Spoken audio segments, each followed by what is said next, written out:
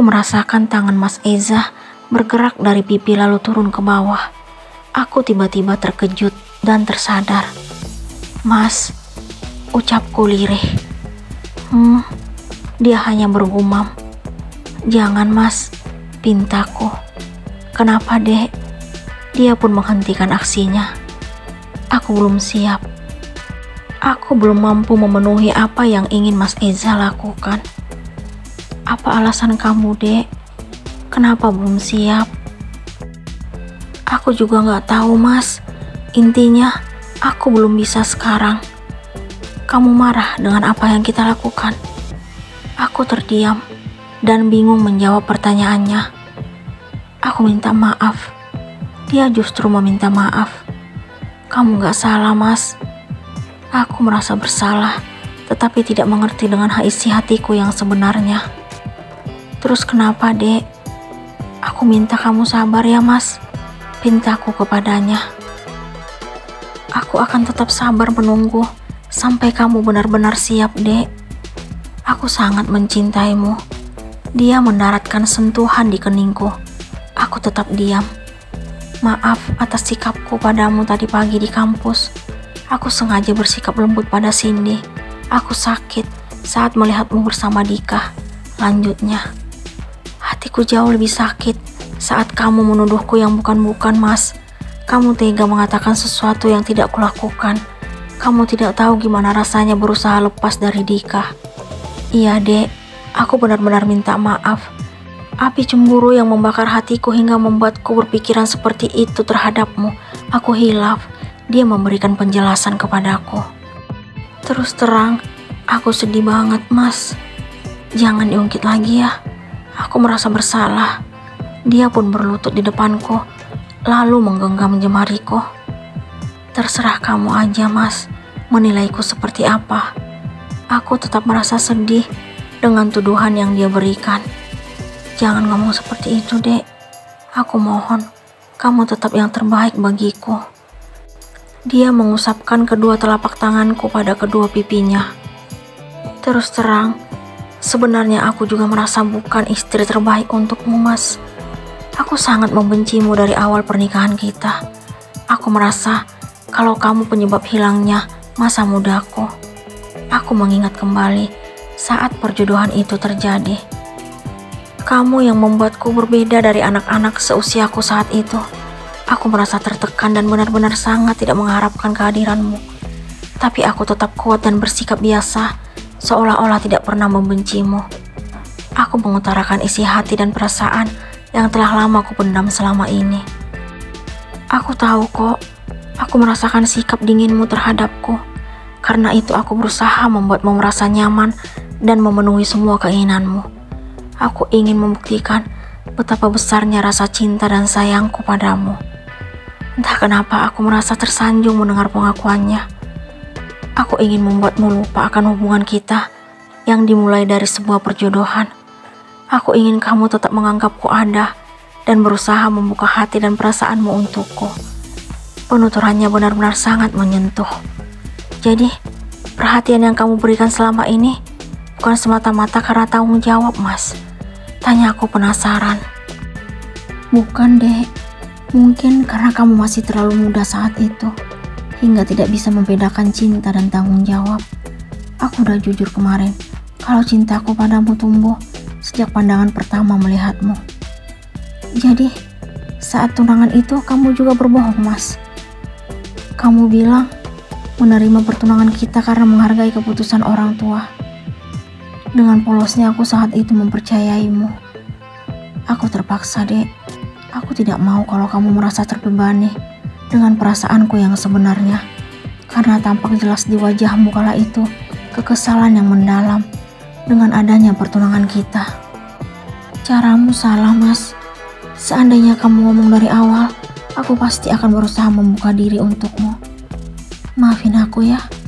Besarnya rasa cintaku padamu hingga aku tidak ingin melihatmu merasa tertekan. Aku sanggup memendam cinta dan perasaanku asalkan kamu bahagia hidup bersamaku." Dia kembali duduk di sampingku. "Tetapi kenapa pada akhirnya kamu jujur dengan perasaanmu yang sebenarnya Mas?" Aku sakit saat kamu mengatakan kalau pernikahan kita tidak didasari cinta, tapi semuanya terjadi karena sebuah kesepakatan. Dan aku juga takut kalau kamu terpengaruh dan tergoda dengan perhatian Dika. Karena itu aku harus jujur dan mengungkapkan kenyataan yang sebenarnya. Ternyata dia tetap berpikir tentang Dika. Aku sangat berharap kalau kamu juga akan membalas perasaanku, karena yang kulihat selama ini, kamu sudah mulai mengkhawatirkanku, peduli kepadaku, dan uring-uringan saat cewek lain mendekatiku. Aku berpikir kalau kamu sudah membuka hati untukku, tapi ternyata aku salah. Setelah aku mengatakan yang sebenarnya, kamu justru marah dan meninggalkan rumah. Aku benar-benar tidak memahami perasaanmu, Dek. Jangankan kamu, Mas. Aku sendiri juga tidak mengerti dengan perasaanku. Aku gak terima saat cewek lain mendekatimu. Aku merasa sakit dan sedih saat kamu bersikap lembut pada cewek lain. Apa arti semua itu, Mas? Sampai sekarang juga aku belum bisa memahami perasaanku. Aku berusaha menjelaskan apa yang kurasakan. Dia tampak kaget, tetapi tiba-tiba tersenyum. Itu artinya kamu memiliki perasaan yang sama denganku, Dek. Kamu juga mencintaiku. Secara spontan dia langsung memelukku. Itu tidak mungkin, Mas. Aku berusaha melepaskan pelukannya. Apa yang tidak mungkin? Karena kebersamaan kita selama ini, rasa cinta dan sayangku mampu menembus dan menggetarkan perasaanmu. Aku bahagia banget, Dek. Aku semakin mencintaimu, istriku. Dia kembali memelukku. Lepasin, Mas. Sesak nih. Maaf, Dek. Akhirnya, dia pun melepaskan pelukannya. Aku merasa lega setelah mengatakan apa yang kurasakan. Namun, aku belum tahu pasti apakah ini yang disebut dengan cinta. Aku masih sangat bingung dengan perasaanku yang sebenarnya. Semenjak kejadian malam itu, Mas Eza makin terbuka menunjukkan perhatiannya kepadaku. Tidak ada lagi rasa canggung dan takut jika aku tersinggung ataupun marah. Begitu juga sebaliknya, aku mulai membuka diri dan ingin mengetahui isi hati dan perasaanku yang sebenarnya untuknya. Enak ya, Dek, sore-sore gini duduk sama orang yang kita cintai sambil menikmati teh hangat buatan Bi Iyum, ucap Mas Eza. Sore ini kami duduk di kursi taman belakang rumah. Aku hanya bergumam.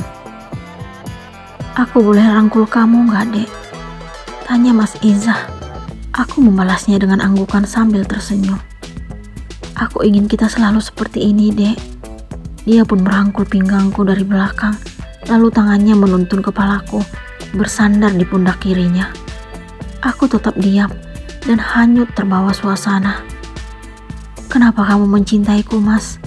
Tanyaku, kembali membuka obrolan. Tidak ada alasan kenapa aku mencintaimu, Dek. Perasaan itu tiba-tiba muncul saat pertama kali melihatmu. Rasa cinta itu semakin hari kian besar dan menyebar. Sebesar itukah rasa cintamu padaku, Mas? Apa yang kamu harapkan dariku? Untuk apa kamu mencintai wanita yang belum mengetahui perasaannya yang sebenarnya? Aku akan tetap setia menunggu sampai kamu benar-benar sadar dengan perasaanmu sendiri. Yang penting sekarang, aku udah tahu kalau kamu semakin peduli padaku. Itu udah lebih dari cukup untuk menyenangkan hatiku. Aku akan selalu bersyukur karena bisa hidup bersamamu.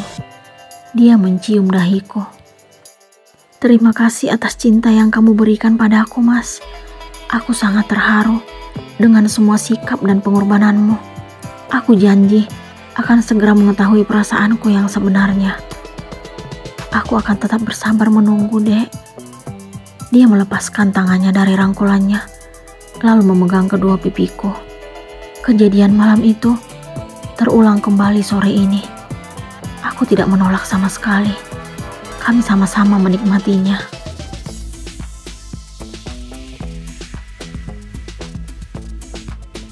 Pagi ini, Mas Eza kembali mengajar di kelasku. Aku merasa canggung semenjak kejadian-kejadian yang telah kami lewati bersama akhir-akhir ini. Hatiku tidak keruan menunggu kedatangannya di kelas. Aku merasa aneh dengan apa yang terjadi pada hatiku. Padahal tadi pagi kami pergi ke kampus bersama. Tetapi rasa rindu itu selalu datang menghampiri dan ingin selalu berada di dekatnya. Ada apa denganku? Perasaan apa ini? Apa ini yang disebut cinta? Hei, tepukan Reva menyadarkan lamunanku. Hei, balasku. Tetapi sebenarnya aku kaget. Ngapain senyum-senyum sendiri? Reva ternyata menyadari tingkahku. Enggak kok, jawabku mengelak. Jelas-jelas tadi aku lihat kamu senyum-senyum gitu. Hayo, lagi mikirin siapa tuh? Gak mikirin siapa-siapa, balasku. Gak percaya deh, Reva sepertinya masih penasaran. Beneran gak mikirin siapa-siapa. Aku cuma ingat hal lucu aja, jadi senyum-senyum deh. Aku terpaksa berbohong kepada Reva. Iya deh, percaya aja. Hehe. Selamat pagi semuanya. Mas Eza pun memasuki kelas. Selamat pagi, Pak, balas mahasiswa dan mahasiswi di kelasku. Mas Eza akhirnya meminta kami melanjutkan tugas yang dia berikan kemarin. Tak kenapa jantungku berdetak kencang mendengar suaranya. Darah terasa mengalir lebih deras melihatnya berdiri di depan kelas. Hati ini deg-degan tidak keruan setiap dia melirik ke arahku. Aku salah tingkah, duduk tidak nyaman, dan semua serba salah. Aku merasa tidak mampu bergerak saat dia melirik ke arahku. Hati ini bergetar melihat dia tersenyum. Ternyata Cindy menyadari tingkah kami. Secara bergantian dia melihat ke arahku dan Mas Eza. Pak, Cindy mengacungkan tangannya. Aku makin deg-degan. Iya, jawab Mas Eza. Saya perhatiin tingkah Bapak hari ini rada-rada aneh. Pertanyaan yang aneh menurutku dari seorang mahasiswi kepada dosennya. Aneh kenapa? Jawab Mas Eza. Sepertinya ada yang senyum-senyum deh melirik ke arah Bapak. Terus Bapak juga membalas senyumannya. Cindy ternyata sok perhatian. Memang kenapa kalau senyum-senyum? Wajar dong mahasiswa senyum sama dosennya. Mas Eza memberikan alasan. Tapi senyumannya beda, Pak. Cindy melihat ke arahku. Udah, senyum aja dibahas. Kerjakan tugasnya. Mas Eza sepertinya mencoba untuk mengakhiri kecurigaan Cindy. Aku sangat lega mendengar jawaban Mas Eza atas pertanyaan Cindy.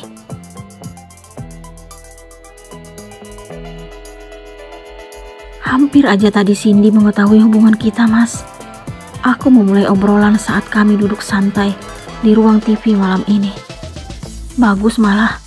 Rasanya tadi aku mau bilang supaya dia nggak larang-larang aku senyum sama istriku. Mas Eza mencubit pipiku. Jangan dong, Mas. Aku belum siap. Pintaku kepadanya. Iya, aku ngerti. Aku bercanda kok. Terima kasih, Mas. Gitu aja langsung manyun deh. Tapi aku tetap suka. Gumamku.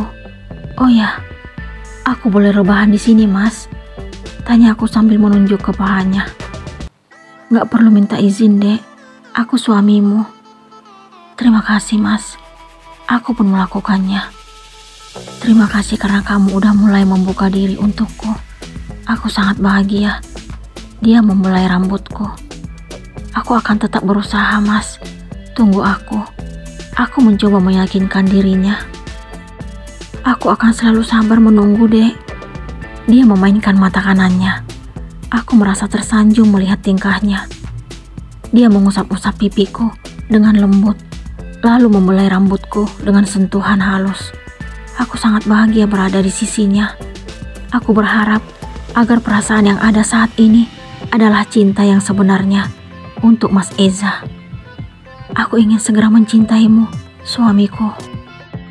Apakah Bunga akan segera menyadari perasaannya terhadap suaminya?